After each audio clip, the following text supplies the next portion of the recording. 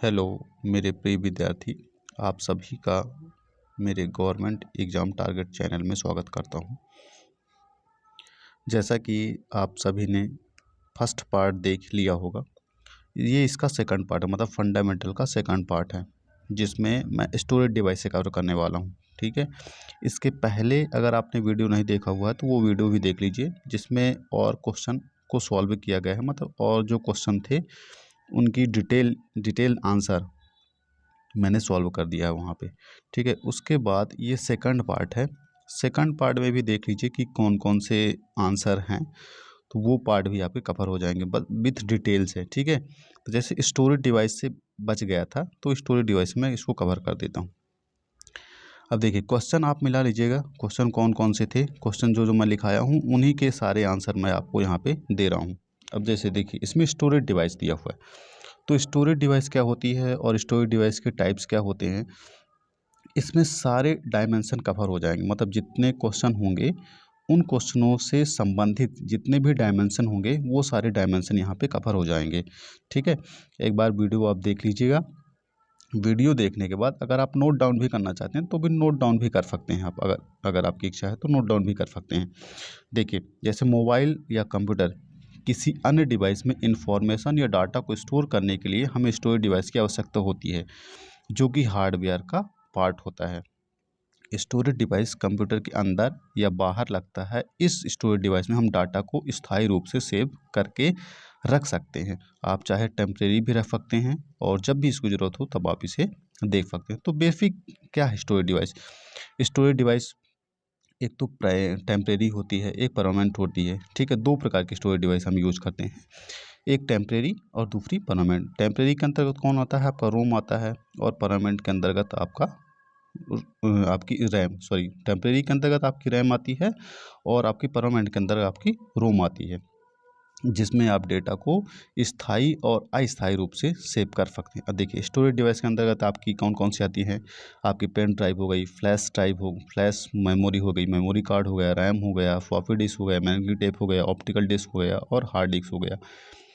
ये आपकी storage device के अंतर्गत आती हैं।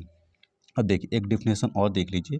कंप्यूटर में यूज होने वाले वे सभी डिवाइस जो सूचना या डेटा को स्टोर करके रख सकते हैं, उसे स्टोरेज डिवाइस कहते हैं। जैसे आपकी हार्ड डिस्क हो गई, पेन ड्राइव हो गई, कॉम्पैक्ट डिस्क हो गया, इत्यादि। अब देख लेते हैं स्टोरेज डिवाइस के प्रकार। स्टोरेज डिवाइस के कौन कौन से प्रकार होते हैं? तो स्टोरेज डिवाइस के बारे में आपने जान लिया। इस प्रकार अब इसके टाइप्स के बारे में जानते हैं। ठीक है, एक तो पहला होता है प्राइमरी स्टोरेज डिवाइस, और दूसरा होता है सेकेंडरी स्टोरेज डिवाइस। ठीक है, स्टोरेज डिवाइस में दो प्रकार के स्टोरेज डिवाइस यूज किए जाते हैं। एक तो पहला होता है क्या आपका प्राइमरी स्टोरेज डिवाइस, और दूसरा सेकेंडरी स्टोरेज डिवाइस। देखिए, प्राइमरी में कौन कौन से आते हैं? एक तो रैम आता है जो दिया हुआ है। ठीक है, एक तो आपका रैम आता है। देखिए, ये आपका रैम हो गया। रैम के बाद रैम में दो पार्ट होते हैं। ठीक है, रैम में आपके दो पार्ट, एक तो डी रैम होता है और दूसरा एस रैम होता है। ठीक है, फिर आपका आता है रोम, तो ये आपका रोम है। अब रोम में देखिए, पी रोम है, ई पी रोम है, डबल ई पी रोम है। ठीक है, ये तो प्राइमरी के पार्ट हुए। ठीक है, ये किसके पार्ट है? प्राइमरी के। प्राइमरी में रैम और रोम होता है। रैम में आपका डी रैम और एस रैम, रोम में आपके तीन रैम, एक तो P RAM, E P RAM और डबल ई पी रैम। इनकी डिटेल मैं पहले करवा चुका हूँ, तो वो आप ये लोग चेक कर लीजिएगा। फिर आता है सेकेंडरी मेमोरी के अंतर्गत। सेकेंडरी मेमोरी के अंतर्गत आपका हार्ड डिस्क आता है। देखिए, हार्ड डिस्क आ गया, एसएसडी हो गया, आपका टेप्स हो गया, डीवी सीडी और डीवीडी हो गया, और नेटवर्क स्टोरेज भी होता है, जिसमें एसएएन, सैन, नैस और क्लाउड स्टोरेज होता है। तो ये क्या होते हैं? ये आते हैं आपके सेकेंडरी स्टोरेज डिवाइस के अंतर्गत। आपको बेसिक लिखने की ज़रूरत है, इतना ज़्यादा लिखने की ज़रूरत नहीं है। आप क्या क्या लिख लीजिए इसमें। ठीक है, आप देखिए इसमें क्या लिखते हैं। एक तो प्राइमरी के बारे में बता दीजिए, रैम और रोम के बारे में। तो रैम में डी रैम और एस रैम। अगर आप ज़्यादा डिटेलिंग पूछता है तब आपको बताना है, अगर डिटेल नहीं पूछता है तो आपको बताने की ज़रूरत नहीं पड़ेगी। और रोम में पी रोम बता दीजिए, ई पी रोम बता दीजिए, डबल ई पी रोम बता दीजिए। और सेकेंडरी में आप मेन मेन चीज़ें बता दीजिए, जैसे हार्ड डिस्क हो गया, एसएसडी हो गया, टेप हो गया, सीडी डीवीडी हो गया, और आपका फ्लॉपी डिस्क हो गया, पेन ड्राइव हो गया। ये सब सेकेंडरी स्टोरेज डिवाइस के अंतर्गत आते हैं। इनकी थोड़ी थोड़ी डिटेल कर लेते हैं। देखिए प्राइमरी स्टोरेज डिवाइस क्या होता है।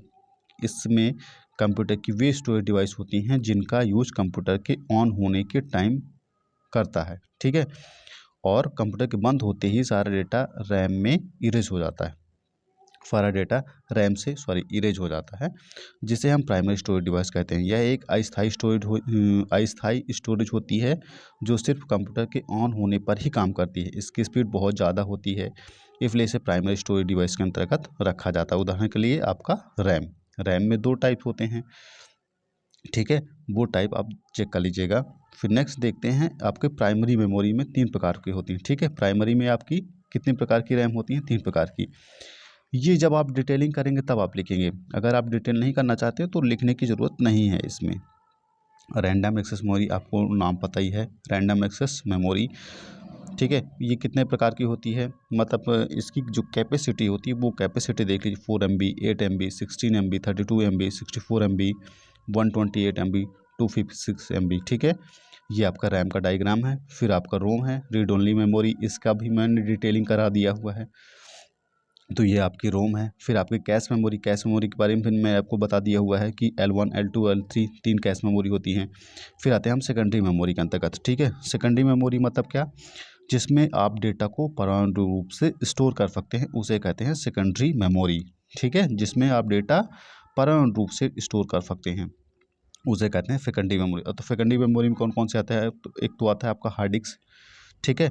क्या आता है आपका हार्ड डिस्क आता है। हार्ड डिस्क किसे कहते हैं, देखिए कंप्यूटर सिस्टम में हार्ड डिस्क एक महत्वपूर्ण भूमिका निभाती है। कंप्यूटर के बूट होने तथा प्रोग्राम के लोड होने की गति हार्ड डिस्क की गति से सीधे संबंधित होता है। जब मल्टीटास्किंग का प्रयोग किया जाता है तब हार्ड डिस्क की परफॉर्मेंस अधिक महत्वपूर्ण होती है, या फिर डाटा बड़ी मात्रा में ग्राफिक्स कार्य, साउंड वीडियो एडिटिंग कार्य, हार्ड डिस्क जितने बड़े भाग होंगे उतने प्रोग्राम या डाटा कंप्यूटर में स्टोर होंगे।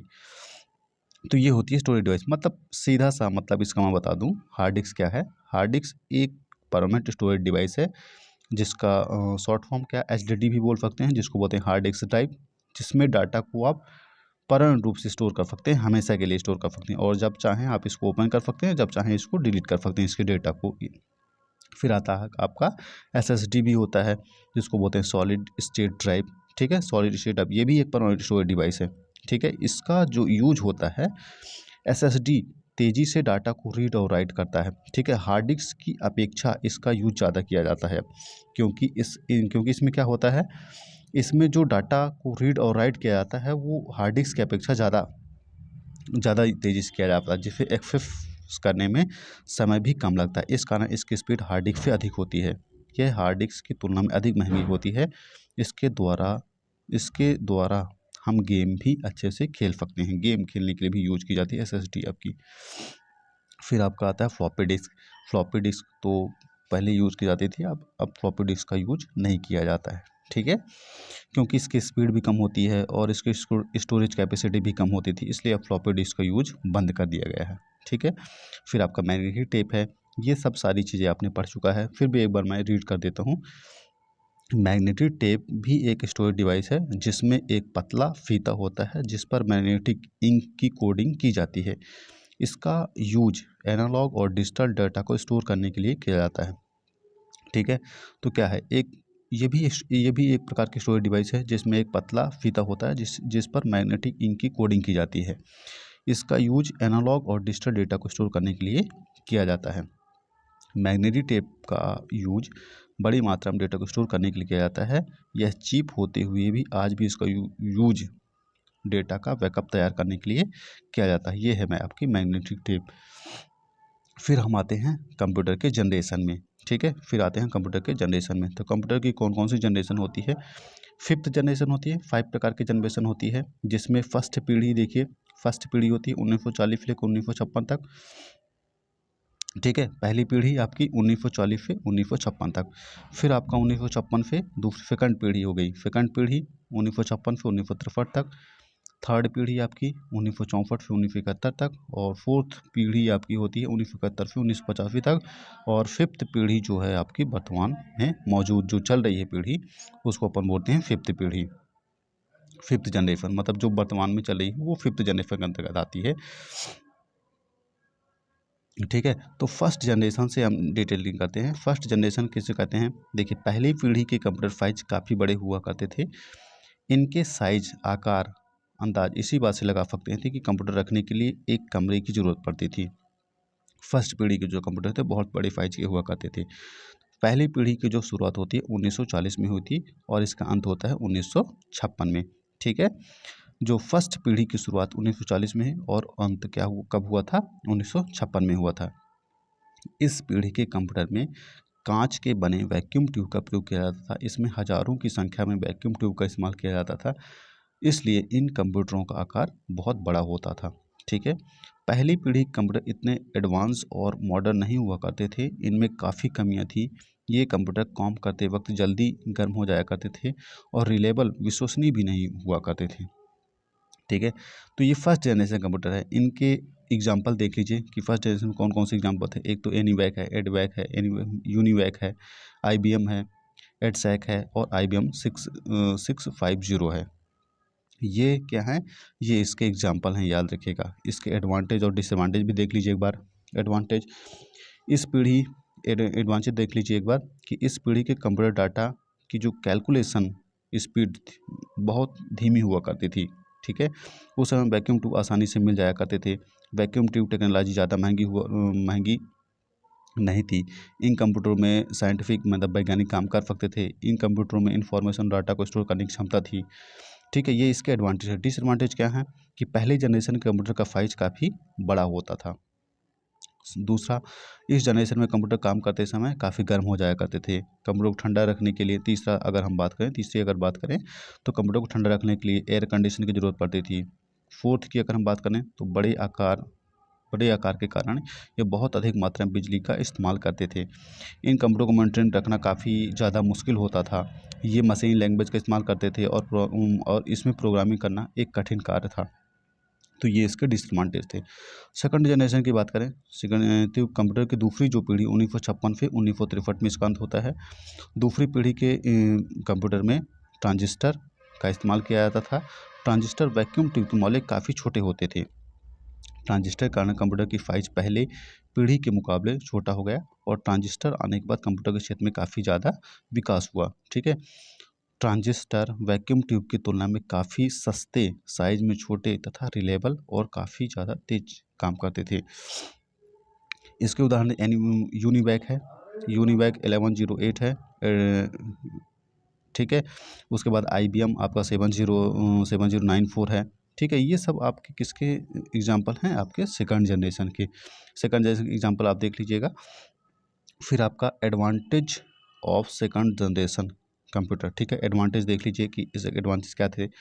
पहली पीढ़ी की तुलना में इस पीढ़ी के कंप्यूटर का साइज काफ़ी छोटा था। सेकंड नंबर देख लीजिए कि दूसरी पीढ़ी के कंप्यूटर काम करते समय जल्दी गर्म नहीं होते थे। तीसरा देख लीजिए, ये अपने छोटे आकार के कारण कम बिजली खर्च करते थे। चौथा देख लीजिए कि दूसरी पीढ़ी वाले मतलब सेकंड जनरेशन वाले कंप्यूटर काम करने की स्पीड काफ़ी अच्छी थी। ये डेटा को कैलकुलेट कर लेते थे, मतलब मैनिपुलेट जल्दी कर लेते थे और पहली पीढ़ी के मुकाबले दूसरी पीढ़ी के कंप्यूटर को मेंटेन करना आसान था। फिर आप नेक्स्ट नंबर देख लीजिए कि पहली पीढ़ी की तुलना में दूसरी पीढ़ी के कंप्यूटर सस्ते हुए थे। इनकी एक्यूरेसी अधिक थी और रिलेबल विश्वसनीय भी थे। डिसएडवांटेज चेक कर लीजिए। दूसरे जनरेशन के जो कंप्यूटर कम मतलब हीटनेस पैदा करते थे और फिर इन्हें ठंडा रखने के लिए AC की ज़रूरत भी नहीं पड़ती थी। दूसरे जनरेशन कंप्यूटर को लगातार मेंटेन रख रखाव की ज़रूरत पड़ती थी। इसका यूज कुछ विशेष काम को पूरा करने के लिए किया जाता था। फर्स्ट जनरेशन के जो कंप्यूटर थे इनको पुश कार्ड का प्रयोग करते थे। इनके लिए पंच कार्ड का प्रयोग करते थे। फिर आता है आपका थर्ड जनरेशन कंप्यूटर की तीसरी जनरेशन है। कंप्यूटर तीसरी जनरेशन 1964 से लेकर 1971 तक थी। तीसरी पीढ़ी आने तक कंप्यूटर के क्षेत्र में काफ़ी ज़्यादा विकास हो चुका था। इस पीढ़ी में एडवांस मॉडर्न हो गए थे। इस पीढ़ी में जो कंप्यूटर थे वो क्या हो गए थे? एडवांस और मॉडर्न हो गए थे। तीसरी पीढ़ी में कंप्यूटर के अंदर ट्रांजिस्टर की जगह IC का यूज होने लगा था। ठीक है। मतलब ट्रांजिस्टर की जगह क्या यूज होने लगा था? IC यूज होने लगी थी। IC एक चिप की तरह यूज की जाती थी जो सिलिकॉन से बनी होती थी, इसलिए इसको सिलिकॉन चिप भी कहा जाता है। अब इसका एडवांटेज देख लीजिए कि एडवांटेज क्या क्या तीसरी थर्ड पीढ़ी के ये आपके एग्जांपल हैं। IBM हो गया, पैड हो गया, आपका ICL हो गया, ठीक है। ये थर्ड जनरेशन के आपके क्या हैं, एग्जांपल हैं। इसके एडवांटेज देख लीजिए। एक बार एडवांटेज मैं पार्ट रीड कर देता हूँ कि तीसरी पीढ़ी कंप्यूटर का आकार पिछले दोनों पीढ़ियों के कंप्यूटर के मुकाबले काफ़ी छोटा था। इस पीढ़ी के कंप्यूटर काम करते समय बहुत कम बिजली खर्च करते थे और पिछले दोनों जनरेशन की तुलना में थर्ड जनरेशन कंप्यूटर काफ़ी कम गर्मी पैदा करते थे। इसमें डाटा को कॉल करने की स्पीड भी काफ़ी अच्छी थी। इन कंप्यूटर को मेंटेन रखना काफ़ी आसान होता था। पिछले दोनों जनरेशन की तुलना में ये तीसरे जो थर्ड जनरेशन है वो काफ़ी रिलेबल था, काफ़ी विश्वसनीय था। डिसएडवांटेज देख लीजिए कि तीसरी पीढ़ी के कंप्यूटर को कम गर्मी पैदा करते थे, परंतु फिर भी इन्हें ठंडा करने के लिए एसी की ज़रूरत पड़ती थी। आईसी चिप को बनाने में काफ़ी मुश्किलों का सामना करना पड़ता था। इस पीढ़ी के कंप्यूटर काफ़ी महंगे महंगे आते थे। उस ज़माने में आईसी को रिपेयर करना काफ़ी मुश्किल हुआ करता था और आईसी चिप के साथ काम करने में स्पाइलाइजेशन वर्कर्स में विशेष कार्यकर्ताओं की आवश्यकता पड़ती थी, स्पाइलाइजेशन की आवश्यकता पड़ती थी। फिर आता है fourth generation computer. Fourth generation computer में आपका फोर्थ कंप्यूटर की जो पीढ़ी है, फोर्थ जनरेशन के जो कंप्यूटर हैं वो 1972 से लेकर 1985 में हुआ करते थे, ठीक है। इसमें भी आपकी आईसी की जगह माइक्रो प्रोसेसर का यूज होने लगा, ठीक है। इसमें क्या होने लगा, जो आईसी थी आपकी, ठीक है, इसमें जो आपकी आईसी थी उस आईसी जगह क्या यूज होने लगा, आपका माइक्रो प्रोसेसर यूज होने लगा, ठीक है। माइक्रो प्रोसेसर मतलब आपका लगभग सीपीयू के जैसे, सीपीयू के जैसे, जिसको बोलते हैं सेंट्रल प्रोसेसिंग यूनिट के जैसे यूज होने लगा था, ठीक है, जिसको एलएसआई सर्किट भी कहते थे। और चौथी पीढ़ी आने के बाद कंप्यूटर और भी ज़्यादा आधुनिक हो गए थे। इस पीढ़ी के आते ही कंप्यूटर के काम करने की क्षमता, स्पीड दोनों ही बढ़ गई थी। इस जनरेशन कंप्यूटर के छोटे साइज में काफ़ी ज़्यादा फीचर उपलब्ध करवा दिए थे, यानी कह सकते हैं कि साइज काफ़ी छोटा हो गया था। इसके साथ ही कंप्यूटर के सारे फीचर भी इंस्टॉल हो गए थे। एडवांटेज की अगर हम बात करें तो चौथी पीढ़ी के कंप्यूटर की स्पीड पिछले सभी पीढ़ियों के कंप्यूटर की तुलना में काफ़ी अच्छी है। इस पीढ़ी के कंप्यूटर साइज काफ़ी छोटे होते थे। इन कंप्यूटरों को मेंटेन करने की ज़रूरत नहीं पड़ती थी। ये कंप्यूटर सस्ते और आसानी से उपलब्ध हो जाते थे। इन कंप्यूटरों में बहुत कम एसी की ज़रूरत पड़ती थी क्योंकि ये बहुत कम गर्मी पैदा करते थे। इस पीढ़ी के कंप्यूटर बहुत ज़्यादा रिलायबल थे और हाई लेवल लैंग्वेज को सपोर्ट करते थे। ये तो इसका एडवांटेज होगा। डिसएडवांटेज लीजिए, इस जनरेशन में माइक्रो प्रोसेसर का इस्तेमाल किया जाता था, लेकिन माइक्रो प्रोसेसर बनाना बहुत मुश्किल काम हो गया था। फिर माइक्रो प्रोसेसर बनाने के लिए बहुत एडवांस टेक्नोलॉजी की ज़रूरत पड़ती थी। ये इसका डिसएडवांटेज है। फिर आता है आपका fifth generation. Fifth generation computer अभी तक पीढ़ियों में सबसे बेहतर, एडवांस और आधुनिक, इन सभी बातों का इस चीज़ से लगाया जा सकता है कि कंप्यूटर बिल्कुल इंसानों की तरह व्यवहार करते हैं, ठीक है। क्योंकि फिफ्थ जनरेशन एआई मतलब आर्टिफिशियल इंटेलिजेंस तकनीक का इस्तेमाल करते हैं। वर्तमान समय में कंप्यूटर की जो 5वीं पीढ़ी चल रही है, यह कंप्यूटर की आखिरी पीढ़ी है जिसमें हाई लेवल की लैंग्वेज जैसे सी हो गया, C++ हो गया, जावा हो गया, नेट हो गया आदि का यूज किया जाता है, ठीक है। और इनमें जो क्या है, इनमें कंप्यूटर की स्पीड भी ज़्यादा है, ठीक है। ये इसके एग्जाम्पल जैसे परम सुपर कंप्यूटर हो गया, लैपटॉप हो गया। परम super computer, laptop, desktop, work station और नोटबुक, ये आपके फिफ्थ जनरेशन के एग्जाम्पल हैं। अब इसके एडवांटेज देख लीजिए। इस कंप्यूटर की स्पीड पिछली सभी पीढ़ियों के कंप्यूटर के मुकाबले ज़्यादा है। इन कंप्यूटर को रिपेयरिंग करना काफ़ी आसान हो गया है। इन कंप्यूटर का साइज पिछली पीढ़ियों के मुकाबले काफ़ी छोटा है। अपने छोटे साइज के कारण फिफ्थ जनरेशन के कंप्यूटर काफ़ी हल्के होते हैं और 5वीं पीढ़ी कंप्यूटर को मेंटेन करके नहीं रखना पड़ता है, ठीक है। ये इसके एडवांटेज। डिसएडवांटेज देख लीजिए। इन कंप्यूटर को यूज़ करना काफ़ी ज़्यादा समस्याओं का सामना करना पड़ता है। इन कंप्यूटर में यानी एआई यानी आर्टिफिशियल इंटेलिजेंस का यूज किया जाता है, लेकिन अभी एआई को पूरी तरह से डेवलप नहीं किया गया है। अब आते हैं क्या, इनपुट डिवाइस क्या है, इनपुट डिवाइस और आउटपुट डिवाइस क्या है, ठीक है। अब इनपुट डिवाइस और आउटपुट डिवाइस में सारे क्वेश्चन कवर हो जाएंगे, ठीक है। अगर आपने इनपुट डिवाइस और आउटपुट डिवाइस की, अब देखिए, अब आता है आपका इनपुट डिवाइस, ठीक है। तो इनपुट डिवाइस क्या है, अब इनपुट डिवाइस से संबंधित सारे क्वेश्चन आपके इसमें सॉल्व हो जाने वाले हैं। मैं केवल आपको इसमें रीड कर रहा हूँ क्योंकि सारी चीज़ें ये आप पढ़ चुके हैं। आपको कैसे लिखना है वो आइडिया के लिए मैं केवल आपको ये वीडियो बना रहा हूँ, ठीक है।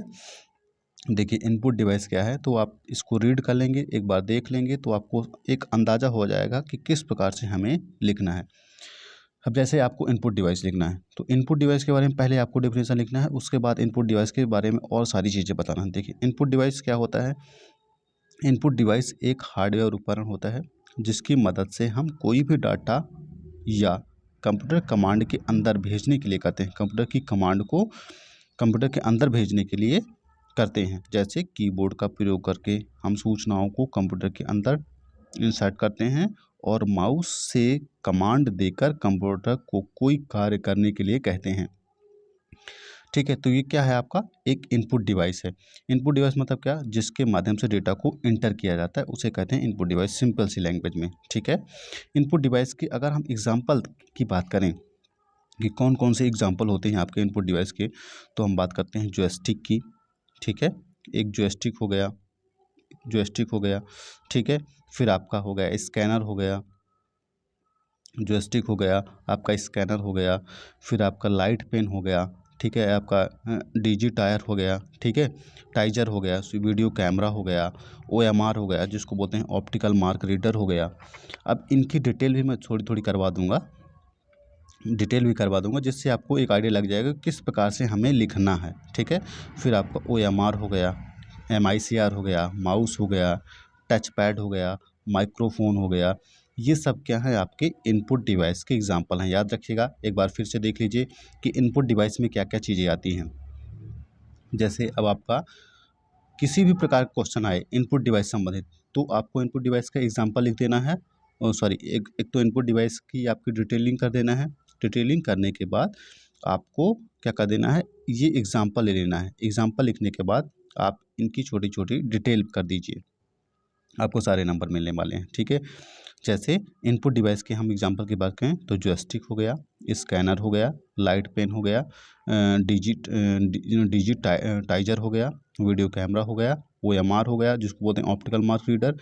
ओ ओएमआर ऑप्टिकल मार्क रीडर 2 बार हो गया। चलिए, एमआईसीआर हो गया आपका, बारकोड रीडर जिसको बोलते हैं, मैग्नेटिक इंक कैरेक्टर रीडर जिसको बोलते हैं। फिर आपका माउस हो गया, टच पैड हो गया, माइक्रोफोन हो गया। ये सब क्या है, आपके इनपुट डिवाइस के एग्जांपल हैं। ठीक है, ये आपके अब जी देखिए, जैसे जॉयस्टिक के बारे में आपको लिखना है तो थोड़ी तो डिटेल कर दीजिए जॉयस्टिक के बारे में। मैं आपको रीड कर देता हूँ, आपको अगर लिखना हो तो लिख लीजिएगा। जस्ट वैसे आपने पढ़ा हुआ है सारी चीज़ें, तो एक बार रीड कर देता हूँ तो वो आपको अंडरस्टैंड आ जाएगा, मतलब समझ आ जाएगी। जॉयस्टिक गेम खेलने वालों का सबसे प्रसिद्ध इनपुट डिवाइस है। जॉयस्टिक का उपयोग वीडियो गेम खेलने के लिए किया जाता है। जॉयस्टिक एक पॉइंटिंग डिवाइस होता है और यह देखने में ठीक माउस की तरह ही लगता है। इसमें एक स्टिक होती है जिससे कोण और दिशा को रिकॉर्ड किया जाता है। जब जॉयस्टिक को कर्सर स्क्रीन पर होता है तब दायां और बायां, आगे या पीछे किया जा सकता है। जॉयस्टिक का यूज खासकर एक गेम को विमान कंट्रोल करने के लिए किया जाता है। ठीक है, मतलब बेसिक की अगर हम बात करें तो जॉयस्टिक क्या है, गेम पोर्ट है। ठीक है, एक गेमिंग डिवाइस होता है जिसके माध्यम से आप गेम खेल सकते हैं। फिर आपका ये स्कैनर है। स्कैनर किसे कहते हैं, स्कैनर आप सभी जानते हैं, किसी भी इमेज या डॉक्यूमेंट्स को स्कैन करने के लिए आप स्कैनर का यूज़ करते हैं। यह फोटोकॉपी मशीन की तरह होता है, किसी भी डॉक्यूमेंट की इमेज को बनाती है और फाइल के रूप में कंप्यूटर में भेजती है। यह एक इलेक्ट्रॉनिक मशीन होती है। स्कैनर का यूज करने से फ़ायदा यह है कि हमें किसी भी फाइल या डॉक्यूमेंट को फिर से टाइप करने की ज़रूरत नहीं पड़ती है। ठीक है, तो ये आप स्कैनर के बारे में थोड़ी सी लिख दीजिए। फिर आपका आता है लाइट पेन। लाइट पेन एक पॉइंटिंग डिवाइस होता है जो साधारण पेन की तरह दिखता है। इस पेन को कंप्यूटर की स्क्रीन से कनेक्ट किया जाता है, जोड़ा जाता है। और लाइट पेन इनपुट डिवाइस के एग्जांपल है। लाइट पेन क्या है, एक इनपुट डिवाइस का एग्जांपल है। यह एक हार्डवेयर होता है जिसका यूज कंप्यूटर की स्क्रीन पर मेन्यू, इमेज को सेलेक्ट या अन्य कोई कार्य करने के लिए किया जाता है। ठीक है, फिर आता है वीडियो कैमरा में। वीडियो कैमरा एक इलेक्ट्रॉनिक डिवाइस है जिसके द्वारा हम वीडियो को रिकॉर्ड मतलब शूटिंग करते हैं। वीडियो कैमरा में रिकॉर्डिंग किए गए वीडियो चित्र को हम कंप्यूटर में डिस्प्ले पर देख सकते हैं। तो ये है आपका वीडियो कैमरा। ठीक है, फिर नेक्स्ट देखते हैं वॉइस इनपुट। वॉइस इनपुट क्या है, वॉइस इनपुट एंड रिकॉग्नाइज जिसको बोलते हैं। यह भी एक इनपुट डिवाइस है। इसमें एक माइक्रोफोन या टेलीफोन होता है जो मनुष्य की आवाज़ में इलेक्ट्रॉनिक सिग्नल में बदल देता है, जो मनुष्य की आवाज़ को इलेक्ट्रॉनिक सिग्नल में चेंज कर देता है। जैसे आपका गूगल असिस्टेंट, ठीक है।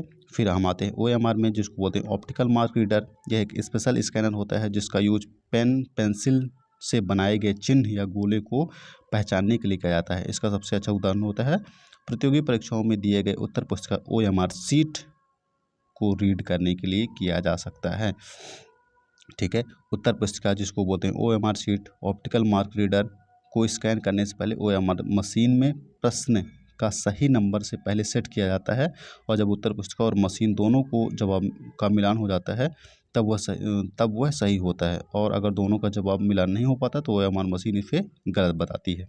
मतलब बेसिक क्या है, OMR का यूज किस लिए किया जाता है, ऑप्टिकल मार्क रीडर का यूज किया जाता है आपका ये किसी भी OMR शीट को रीड करने के लिए, ठीक है। OMR शीट को रीड करने के लिए मतलब आपकी जो प्रतियोगी परीक्षाएं होती हैं उनकी जो कॉपी होती है उसको रीड करने के लिए आप OMR डिवाइस का यूज कर सकते हैं। फिर आता है आपका bar code reader, magnetic ink character recognition code, जिस संक्षेप में MICR कोड के रूप में जानते हैं। यह एक कैरेक्टर रिकग्नाइजेशन तकनीक है जिसका उपयोग मुख्य रूप से बैंकिंग उद्योग द्वारा चेक या अन्य दस्तावेज के प्रसंस्करण को निकासी और कारगर बनाने के लिए किया जाता है। MICR लाइन चेक या अन्य वाउचर के निचले भाग में होती है। इसमें आमतौर पर दस्तावेज प्रकार के संकेतक, बैंक कोड, चेक संख्या, बैंक खाता संख्या, चेक राशि आदि को शामिल किया जाता है। मतलब MICR का यूज चेक को रीड करने के लिए किया जाता है। फिर आता है आपका माउस आप जानते हैं कि माउस का यूज किस लिए किया जाता है। माउस एक इनपुट डिवाइस है, इसका यूज किसी भी प्रकार के इनपुट डाटा को इंसर्ट करने के लिए किया जाता है कंप्यूटर के अंदर। फिर आपका आता है आउटपुट डिवाइस के बारे में आप लिख दीजिए कि आउटपुट डिवाइस क्या है। आउटपुट डिवाइस एक प्रकार का हार्डवेयर उपकरण होता है जिसकी मदद से हम कोई भी डाटा या कंप्यूटर कमांड के बाहर भेजने के लिए करते हैं। जैसे प्रिंटर का यूज हम सूचनाओं को कंप्यूटर से बाहर भेजते हैं। चूँकि आउटपुट नाम से स्पष्ट होता है कि इस प्रकार के डिवाइस से कोई भी सूचना या डाटा को कंप्यूटर से बाहर भेजा जाता है, ठीक है। आउटपुट डिवाइस के एग्जांपल देख लीजिए, प्रिंटर हो गया, प्लॉटर हो गया, मॉनिटर हो गया, आपका स्पीकर हो गया, प्रोजेक्टर और ईयरफोन हो गया। ये आपके आउटपुट डिवाइस हैं। Printer, plotter, monitor, speaker, projector और ईयरफोन, ये आपके क्या हैं, आउटपुट डिवाइस हैं। इनकी डिटेल आपको पता है पहले से कि प्रिंटर क्या होता है। प्रिंटर एक आउटपुट डिवाइस होता है जो कंप्यूटर की स्क्रीन पर लिखे हुए डाटा को कागज़ पर वैसे ही कॉपी कर देता है। इसका यूज किसी भी टेक्स्ट डॉक्यूमेंट या इमेज को पेपर पर प्रिंट करने के लिए होता है। प्रिंट का आविष्कारक चार्ल्स बेबेज 19वीं शताब्दी में किया था, और प्रिंटर ब्लैक वाइट रंगीन कलर का होता है। प्रिंटर मुख्य दो प्रकार के होते हैं, एक तो इम्पैक्ट और दूसरा नॉन इम्पैक्ट, ठीक है। एक तो ये प्लॉटर हो गया, यह डिवाइस प्रिंटर की तरह ही कार्य करता है, लेकिन यह बड़े साइज के प्रिंट करने के लिए यूज किया जाता है। इसमें ग्राफ, ड्राइंग, चार्ट आदि को प्रिंट किया जाता है। इसको भी बड़ी संख्या में ड्राइंग, फोटो बनाने के लिए किया जाता है, ठीक है। तो ये आपका प्लॉटर हो गया। मॉनिटर आपको पता है कि मॉनिटर क्या होता है। मॉनिटर एक प्रकार का आउटपुट डिवाइस है। इसे विजुअल डिस्प्ले यूनिट मतलब वीडियो भी कहा जाता है। यह देखने में बिल्कुल टीवी की तरह होता है। मॉनिटर बिना कंप्यूटर अधूरा माना जाता है। मॉनिटर के बिना जो होता है कंप्यूटर को अधूरा माना जाता है। मतलब ये इसकी डिटेल है, ये डिटेल आप लोग कर लीजिएगा। फिर आपका आता है स्पीकर। स्पीकर क्या होता है, ये भी एक प्रकार का आउटपुट डिवाइस है, ठीक है। स्पीकर साइज डिवाइस के आधार पर होता है। मोबाइल में स्पीकर बहुत छोटा होता है, वह डीजे बॉक्स में स्पीकर का आकार बहुत बड़ा होता है जिससे बहुत ज़्यादा ध्वनि निकलती है। फिर आपका प्रोजेक्टर आता है।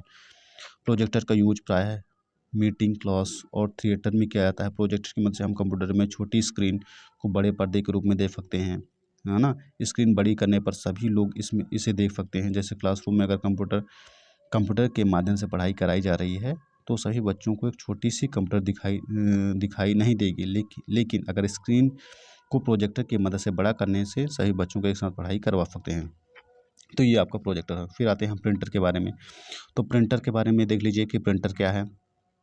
अब प्रिंटर से संबंधित सारे क्वेश्चन इसमें सॉल्व हो जाएंगे। प्रिंटर एक ऐसा उपकरण है जो कागज़ पर टेक्स्ट, दस्तावेज, छवियों को प्रिंट करता है। यह एक प्रकार का फैरफिल आउटपुट डिवाइस है। यह कंप्यूटर द्वारा संसाधित डेटा को प्रिंट करता है प्रिंटर को मोटे तौर पर दो समूहों में वर्गीकृत किया जाता है, एक तो इम्पैक्ट प्रिंटर, दूसरा नॉन इम्पैक्ट प्रिंटर। ठीक है, अब देखिए इम्पैक्ट प्रिंटर क्या होते हैं। इम्पैक्ट प्रिंटर का उपयोग दस्तावेज के साथ साथ ग्राफिक्स को प्रिंट करने के लिए किया जाता है। इम्पैक्ट प्रिंटर की कार्यप्रणाली काफ़ी हद तक टाइपराइटर के समान ही होती है। इम्पैक्ट प्रिंटर में वे प्रिंटर आते हैं जहां प्रिंट हेड, कार्ट्रिज मतलब रिबन और मीडिया पेपर के बीच एक भौतिक संपर्क स्थापित किया जाता है।